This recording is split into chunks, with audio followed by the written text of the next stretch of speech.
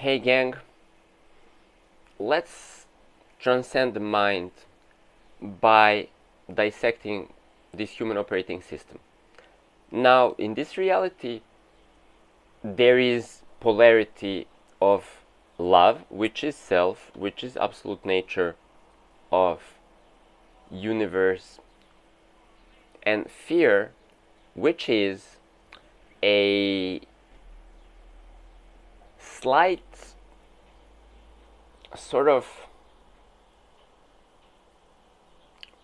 it's like really wonderfully crazy that fear is even here existing in this universe, or the opposite of love. Now, why is it so? Now, it's very weird because you can go to many, many densities, you can go to many, many universes where everything is super consciousness. Everything is one with God, awareness, self, and there is no polarity where we're getting stuck into where we have even a choice to feel fear. There's no option, there's no possibility of fear.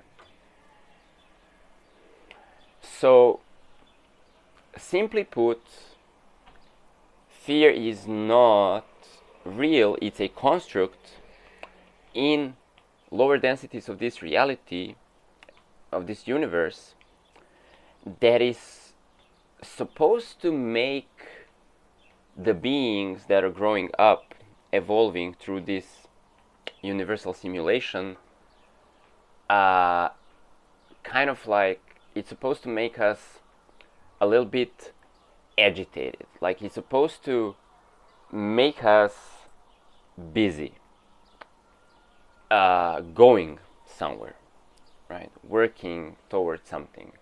It's always supposed to propel us towards love. So it was an attempt to solve, like the universal consciousness and its architecture attempted to create a really dynamic environment where there will always be sort of a creative engine running. So the fear, love, they should always propel towards love.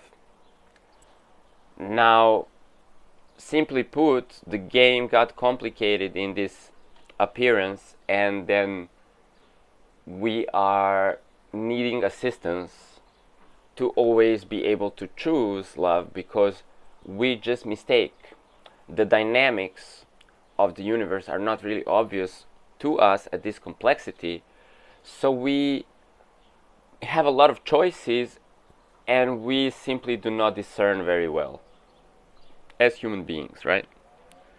And other collectives that are evolving in this universal reality, oftentimes we do not have it as simple. Just choose love, choose love, choose love, keep evolving through love. It's easy. Sometimes we just go into a little, instead of this direct path, we go into this like curve. We go into the fear, we go into the love, we experience the polarities. We try to get the balance and get into the trajectory of our best evolution, but it's not so simple for us to master this. This is also the part of our evolution.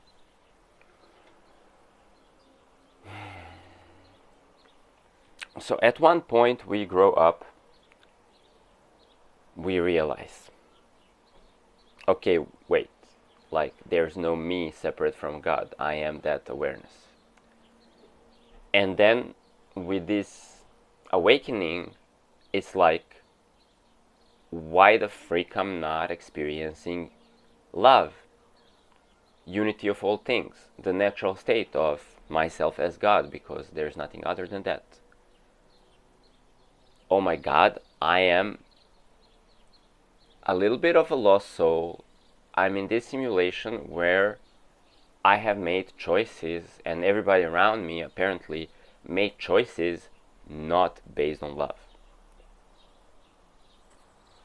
And then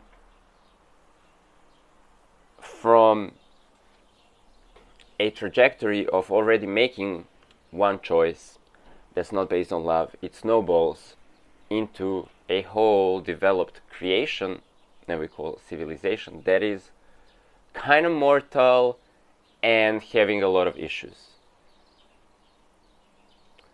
So whoever gets into the game is more or less dealing with a similar world. Now, in this world, there are different frequencies or bandwidths, so we may experience world as love and ourselves as love in this world, but depending on the bandwidth that we are in, because of our previous choices, we might not experience world as love and self as love. We might experience a little mishmash of self and not self. So love, I am, and some distortion. And so we are awakened and we understand that our original nature is just chill, just bliss. But we also understand that in our everyday human experience, we are sort of not all the time at this.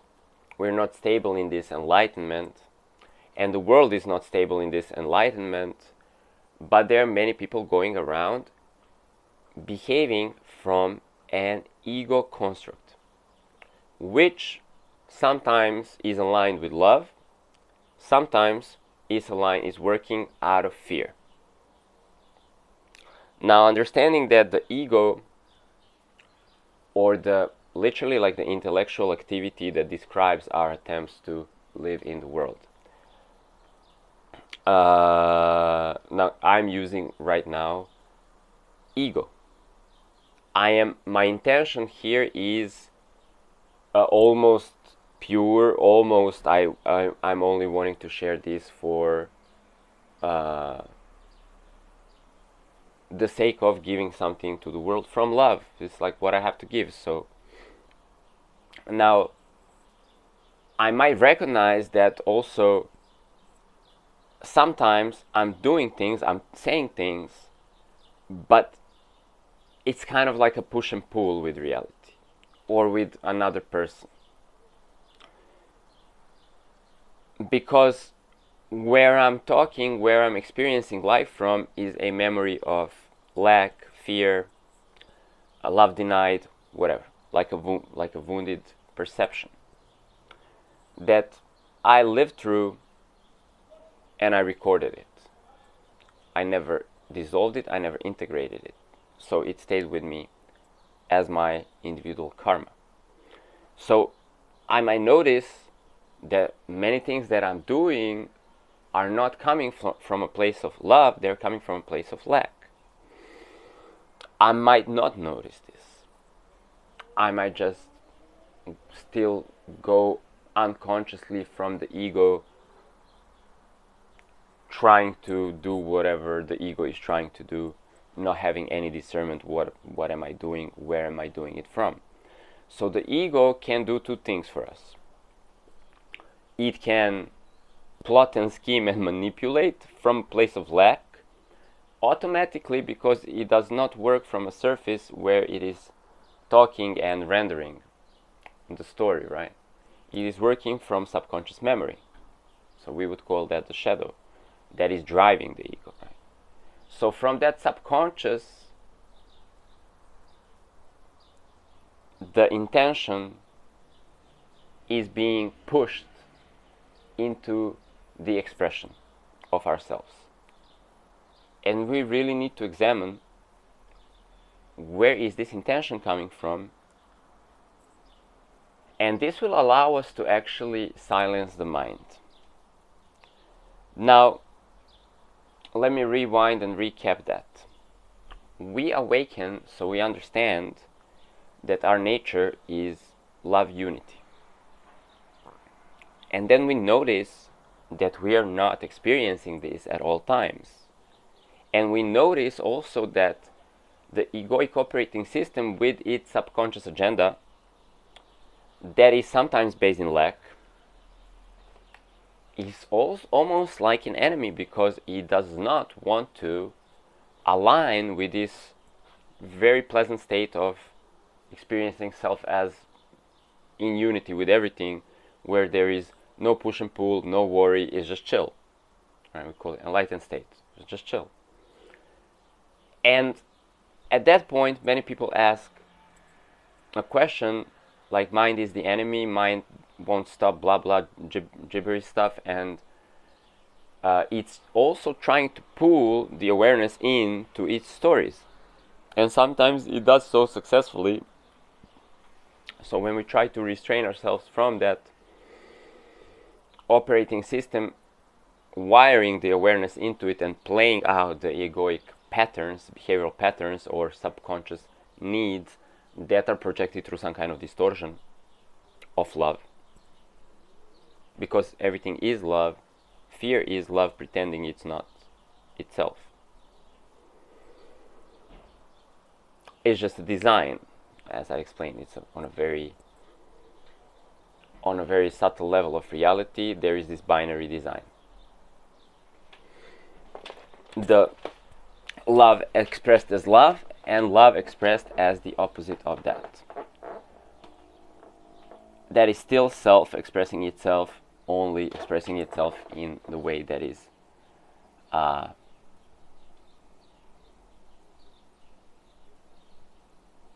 inverted. Now, on a very fundamental level of non-duality, we can say there's nothing but the self, so all of this is just a game, and it's not really important or real anyway, and it is not. And when we are liberated from the grip of the game, the immersion of the illusion, then we can enjoy the game without suffering from these dual-based shenanigans. But when we are in the process of awakening, it is a lot of thoughts, a lot of little thought bots, little entities, little applications that are running inside of our individuality that are pesky, to say the least. So how to deal with them? How to deal with these thoughts? So first of all, we want to understand, why do even these thought bots or entities that are created in our subconscious, why do they even have power over awareness? They don't actually, but like, if they are pulling us into immersion with that story, with that reality, with that sense of lack, with that egoic push and pull, it seems like we have a devil inside that is trying to make us do wrong things, that are simply taking us further from love.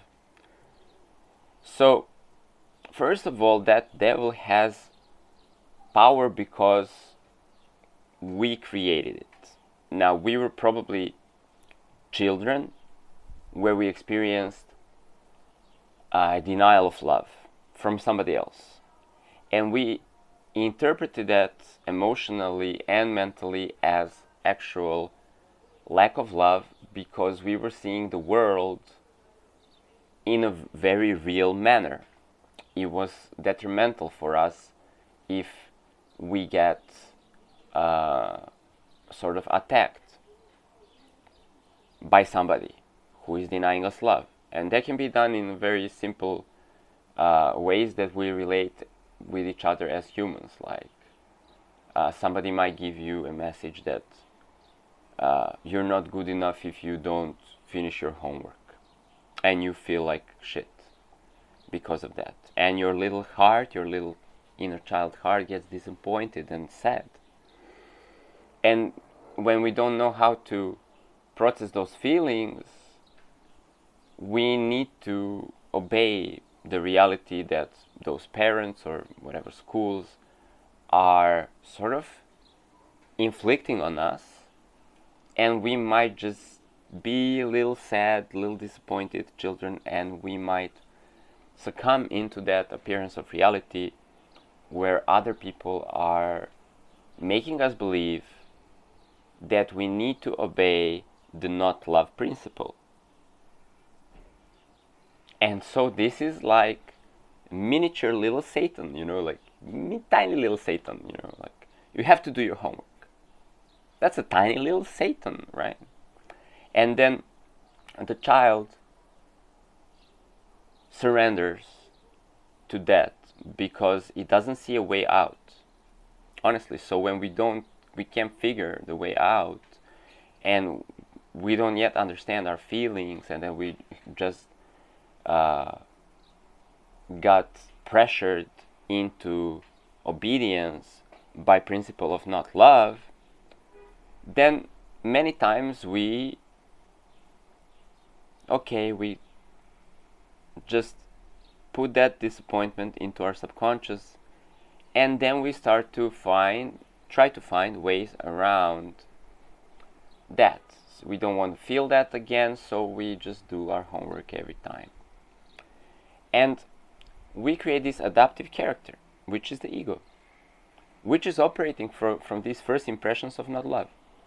And that may be just like freaking out, like when you were being a baby being born, because of the conditions of your birth. It might be not receiving enough physical touch in the developmental phase when you were a baby. It might be a lot of things, right? So some of these things are very unintentional. These like little Satan things, they're not like actually anybody like being really super evil trying to cause us harm. Sometimes we are just even left on our own as children, and we trip out. We make a scenario. We're just starting to use our mind, and we're making up all kind of scenarios. And then we feel lonely, and we make up a fantasy, a story where we are not lonely, but then we still record these feelings. We don't process these feelings, we don't integrate these feelings where we felt lonely or abandoned. So our subconscious remembers still those days, those moments, and still feels inside of our subconscious mind like there is no love. Now then, the ways that we are trying to procure love in the world with all these records of not love, they are pretty limited. Still, all of these impressions that we recorded, they drive our behavioral patterns and the thinking apparatus to give us, like, render for us solutions. So we have a yearning for something, but then we're trying to hoard money, own like a partner, like they are some kind of like something that we can possess that will finally give us love, or own our children. And we're trying to get love in all these ways of like, they're unconscious patterns where we're trying to, we overeat. It is emotional eating. Or there is a lack somewhere driving each pattern.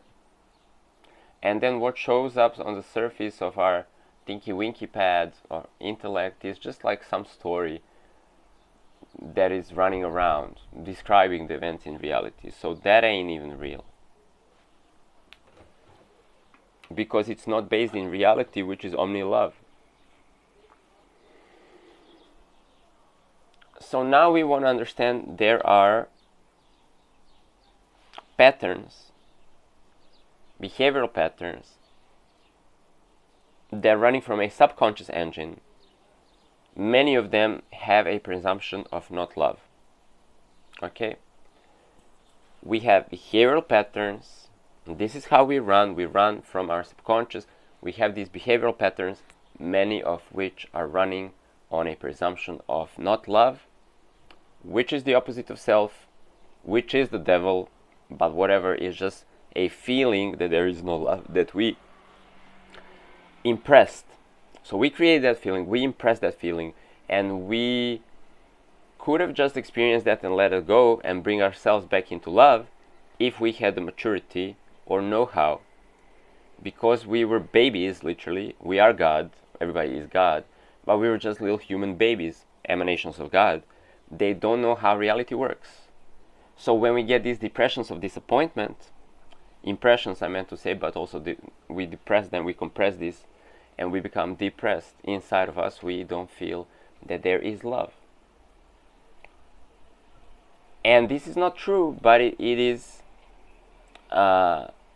emotional records that still hold this little flip, this little inversion of self, feeling like there is no love. Because you are love, you wanted to shine your love, you wanted to speak your truth, but you were told not to. If you surrender to that, then the light is dimmed by this shadow. And we created that shadow. It's like a shield to fit in. So we created that inversion, and we were holding that inversion to comply, to fit in. So then, at a later stage of maturity, we understand, okay, wait, if I am God, and everything is, and I'm one with that, and the nature of that is love, then, oh my God, what's wrong within? And this is what is wrong. There is an emotional record. Now, this will make one rebel. Like it's going to be a retrospective rebellion. For each and every time we got the conditioning, we have to be now like, oh, the fuck, world? What it really? Like, did you really? And you will see then patterns in society of like conditioning and parenting children, young people, in these inverted ways, where we are not receiving them with unconditional love, but we are perpetuating our own conditionings onto future generations. And you will see these patterns, these programs running. And they will point to your earliest memory of non-love that is still held within the system. Now, what is if there is a quick fix or the most elegant solution? Yeah. So let's say most elegant solution, but also quick fix. Recognizing that you are God consciousness. Then there is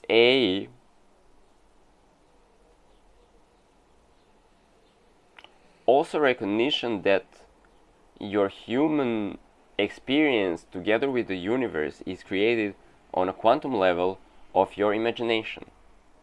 So everything that happens in the world in the space of your awareness is imagination particles that are constructing the physical world, your emotional world, your subconscious, your memories, and your energetic memories are the records of your subconscious. They're also constructed from these quantum imagination particles, which are all one unified system. Now, you can understand this intellectually. In many of my videos and meditations, I also guide your awareness to perceive itself as spatial awareness, where you can actually observe from that perspective that everything is a screen of your imagination.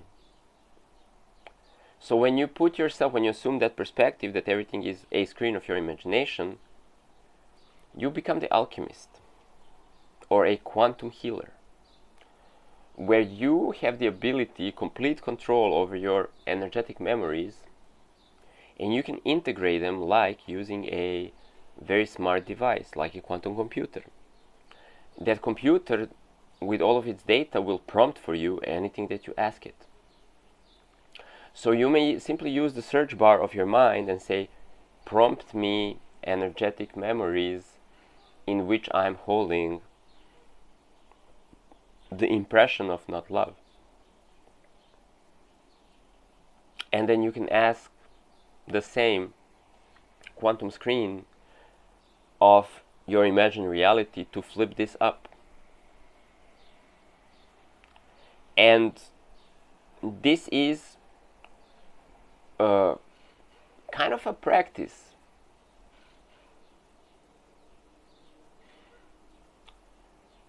But it can also be very, very, very, very much simplified by all the things that I can point to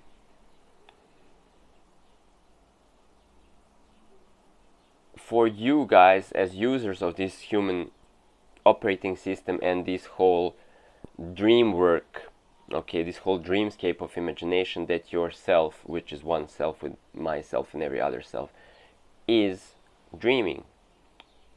So we're one self dreaming the universe and then having many, many infinite individual perspectives.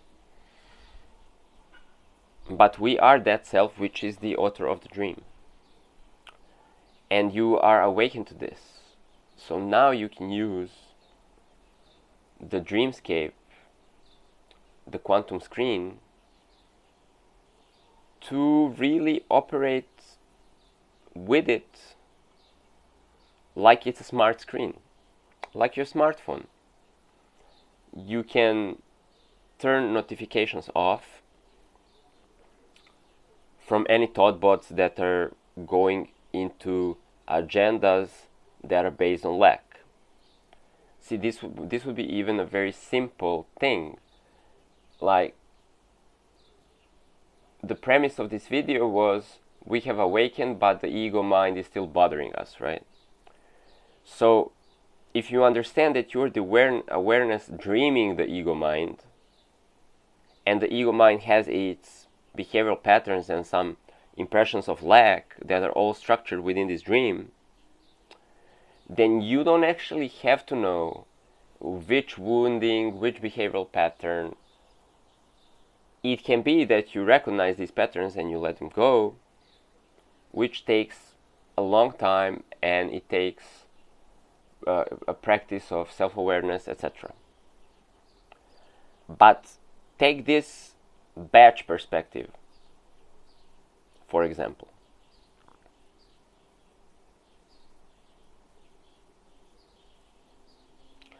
You understand that everything is screen of your reality. And you can assume that perspective with a little meditation intro, or you can just ask God self, your absolute self, to do that for you when you are even in a more narrowed down perspective of this little focused sensual experience, right? So whether you can like sit in an expanded state of samadhi or you don't, or you haven't practiced meditation to that degree, it doesn't really matter. You're using the same dreamer as a complete authority over any energetics that are appearing within the dream. And you are assuming that that is an all-seeing eye. Now you can assume the perspective of the all-seeing eye, or you don't have to. If you understand intellectually that on another expanding perspective you are that all-seeing eye, the superconscious, you don't have to go into that perspective. You can command it from your first-person perspective, okay? And then you can say like this: if memories are if behavioral patterns and thoughts are prompted into my mind screen that are trying to take me in ways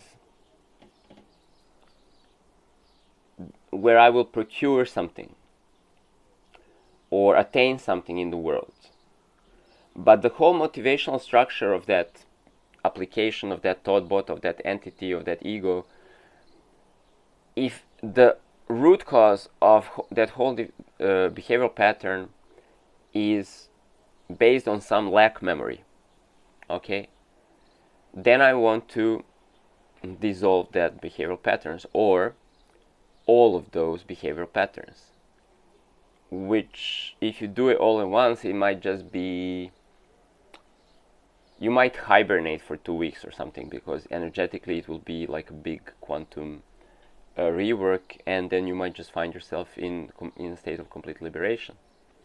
Or it might happen that universe finds a different way to deliver it to you through Kriya Yoga or some other technology where it can purge these energetic memories in a faster way. So the result will come according to the most approachable way, or the way of least resistance for every single individual.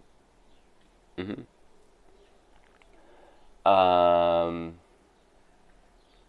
So you don't have to dissolve it all at once, but I'm just saying that you can batch it, and you could dissolve it all at once, and it would be if you have a routine, habitual type of reality that you are going about, it will reset it, and you will find yourself in a very different state of being, state of existence, and probably it will not be possible for you to connect to some previous engagements because they will literally disappear from your menu. And relationships might disappear from your menu that were based in the kind of like egoic experiencing bandwidth of reality. Also, you can just say, also you can just say, do it like bit by bit, do it over some period of time, do it in a comfortable way, and you can instruct the subconscious, superconscious, as you wish, to release the energetic patterns that are based on a memory of wounding. Now, what may happen is that you might have a lot of emotional purging, feelings of just fear, anger, whatever might come up with that, disappointments coming up, feelings like I am frozen, I don't want to live, no. Important thing is that you also, let's say if you have purged before, you know how to deal with these feelings, or just not identify with them and go lay down in bed all day and just chill and let them pass, then okay. If not, you can also say that this is all released when you are actually sleeping at night, so you don't have to get stuck with some feelings, right? If you're very intellectual and you want to interpret everything, or aka ego-based, then feelings might just want to be, they want to go out, they want to be released, but you don't know how to surrender. You're freaking out. I know certainly people are having spiritual awakenings, and something is coming out of the subconscious that we forgot about and we didn't know it was there, and it feels like, what the fuck? And then if we want to interpret that and we want to find a solution and we go to therapists, we are going to block it. And the best thing that we can do is trying to suppress it by, I don't know, getting like anti-schizophrenic pills from doctors or therapists, right? And this is all the ego still like not understanding the greater holistic perspective on reality.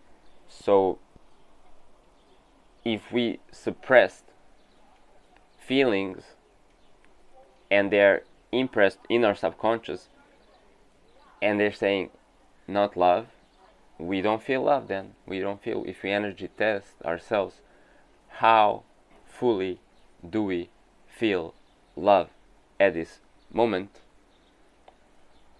From 1 to 10, subconscious will tell you, well, it's like 5 out of 10 or 10 out of 10, yippity-doo, right? But sometimes it's just like 2. So that means that we're just stuck with a lot of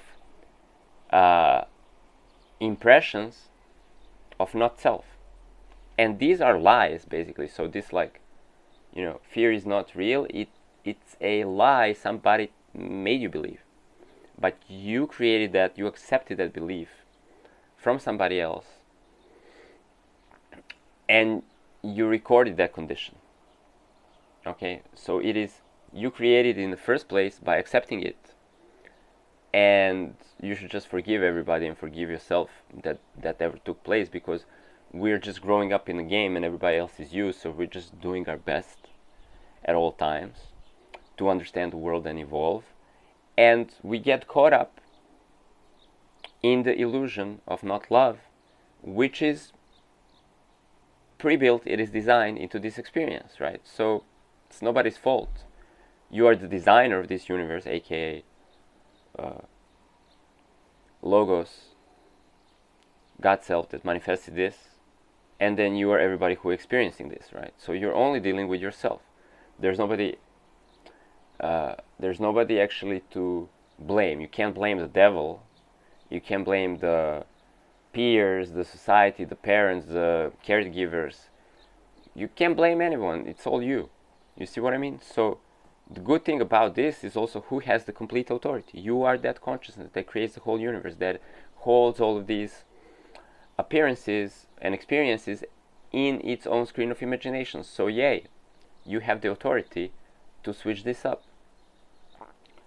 So now, when we do want to switch it up,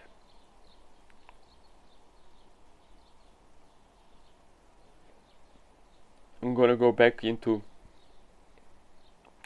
releasing. And again, explain that. It is a releasing of an energetic memory, which holds inversion of self or inversion of love, which then creates duality, which is split of unity consciousness into love and not love. Okay, and then this is not ultimately real, and it's certainly in your authority to tell your subconscious to put it back together. Release that energetic memory, integrate that energy back into love. It's simple as that, and I have to do this merry-go-round because I'm intending that everybody can understand how the architecture of reality, so you will actually understand how easy it should be to accomplish this. And then that also relates to your mind screen, because if you're noticing that your mind is being pushy with some thought forms, and it's like a battle, you want to meditate and the mind wants to make you do things. Now, here, for your discernment, here's a perception filter. If your mind is telling you, let's do this, and your heart is saying, fuck yeah, then you are doing your true self, your God self, your highest self. Because if you're really, really looking forward, you're being excited, you're being happy to go do something, or you're being like, at least neutral, but kind of like interested in that. Alright, it's like cool, it sounds like interesting, let's kind of try it out. Your excitement does not need to be like, yay, it's joy. It can be like, alright, interesting, yeah. Like you want to hear about it, you want to have that experience, but it's bringing you feeling that is positive or super exciting. Then that is your true self, and you're operating from your love-based integrated operating system, at which point your ego is integrated. If you're thinking, I have to do this, but you're feeling like you don't want to do it, then there is a complication, there is a inner resistance, there is a duality to be resolved. Now let's say, here's the everyday example, like I have to get up and go to work, but I don't really feel like I want to do it. Now we might want to start to interpret this intellectually and say, yeah, but if I just push myself through it, then I will feel accomplishment, then I will feel some dopamine, kind of like reward based feeling of like I need to grind and then I deserve to feel good, right? This is, and then you might say, okay, I have to do it, it's a good thing to do it, but you still don't feel fully like doing it. So this is the ego tricking us, because we should not put labor in and then wait for the reward and then feel excited for a minute and then whatever then.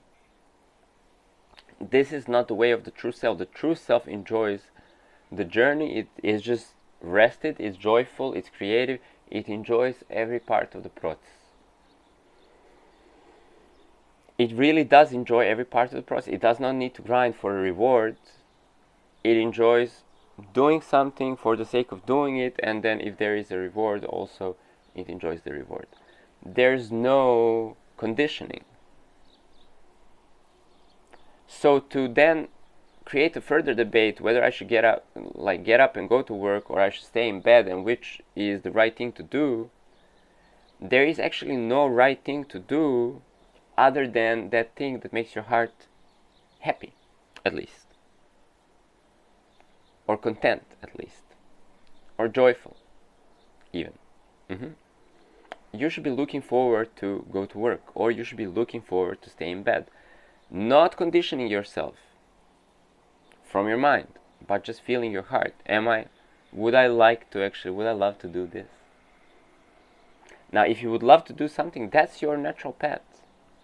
And this is the best path of your evolution, which is not concerned with the ego's conditioning. So ego has its own way to procure things, and it's always pushing and pulling. So it's always like, must have this, must do this, or can't have this, can't do this.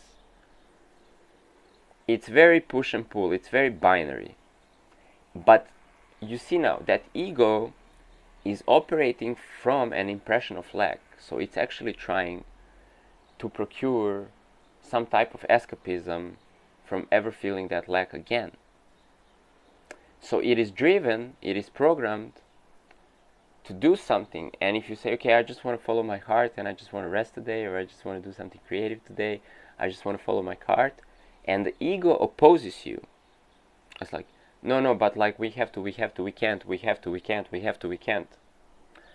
You will understand that this pressure is coming because somewhere in the subconscious there is a wiring that this program must procure something, because before in the root cause of that program you felt abandoned, you felt wounded, you felt without love, you felt whatever, some type of disappointment, some level of disappointment, which is still recorded.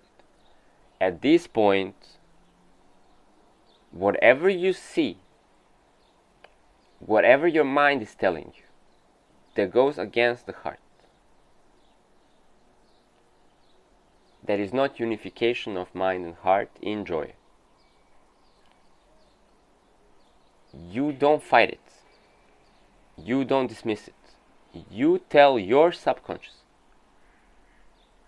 to dissolve it. So you can't win the battle with the mind from the mind. You can't battle ego with the ego. It creates more complexity. It just adds on to the programming, and it's just like then the infinite ping pong, binaries, just multiplying binaries.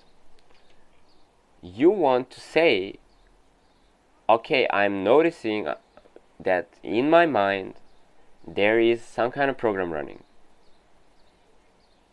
This is not the devil that is talking to my mind. These are thought bots, these are applications that I created somewhere along the way to begin with, by impressing some things from a reality where I didn't know reality was Maya, illusion, a dream. So it was very real for me back then. Now I understand this is quantum built. It's a quantum architecture of my imagination that is stored as energetic memory, and I don't need to perpetuate this. So you tell your subconscious, whatever is running this little choo-choo thought train is trying to do something for me.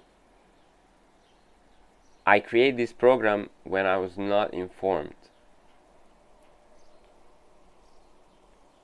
So that program is running, trying to help me, but I want you subconscious to dissolve this program and its root cause, that is inversion of love, impression that there is no love.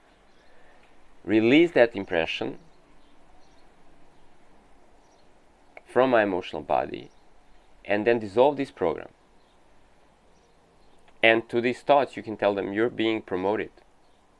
You're going from a delusional program that's trying to solve a problem from an imagined place of lack of love. You're going directly into unity field of love, everythingness, together with me. So we're just going to celebrate there. So you're a problem solver, okay, in one bandwidth of the world, behavioral pattern, thoughtbot, entity, program. You were a problem solver that's trying to optimize for some type of survival. Now we are going into complete love unity. We're going to thrive together. So that thoughtbot is being promoted, that entity is being promoted back in a state of unity with God. This is the base of healing. There is nothing that you need to heal that is not already love, that is not already God, that is not already dreamscape, the screen, the quantum screen of your imagination. Only some of these, some aspects of this consciousness and energies were programmed in an inverted way, which is not real, but is perpetuating in your operating system, in our operating system, in our collective consciousness. And somebody needs to see it for what it is in order to dissolve it. And that somebody is awareness that knows itself to be God, at which point it's very effortless to actually just flip this around. And this is the basis of quantum healing.